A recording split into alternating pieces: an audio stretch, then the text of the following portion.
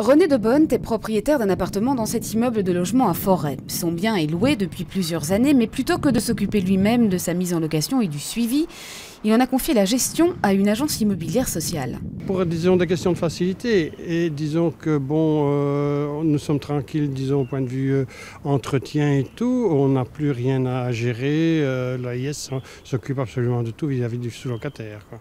Mais le loyer que vous en tirez est plus bas que celui que vous en auriez tiré si vous aviez choisi la formule classique. Oui, il est légèrement plus bas que ce qu'on pouvait en tirer sur le marché locatif, mais si on veut tirer le maximum, on risque d'avoir des problèmes aux entrées et sorties chaque fois, état des lieux, frais divers, de remise en état. Les agences immobilières sociales sont reconnues depuis 1998 par la région bruxelloise, mais certaines AIS existent depuis plus de 20 ans. Il y en a aujourd'hui 22, réparties dans les 19 communes.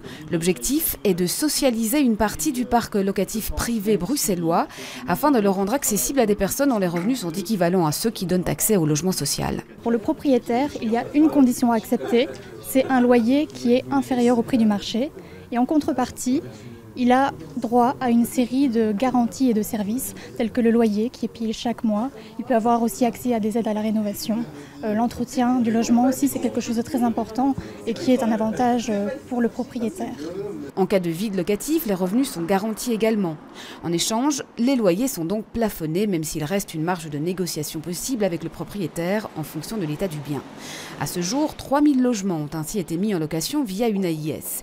Pour augmenter ce chiffre, la région table non pas sur un relèvement des plafonds de loyer, mais bien sur l'information et la promotion, ainsi que sur la professionnalisation du secteur. On a maintenant une fédération des agences immobilières sociales qui est subventionnée par la région et qui permet de donner des conseils à toutes les agences immobilières sociales.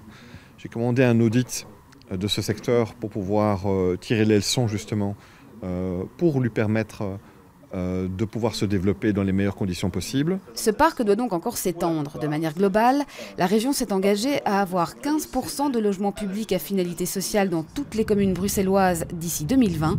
Les AIS sont un des jalons de cette politique.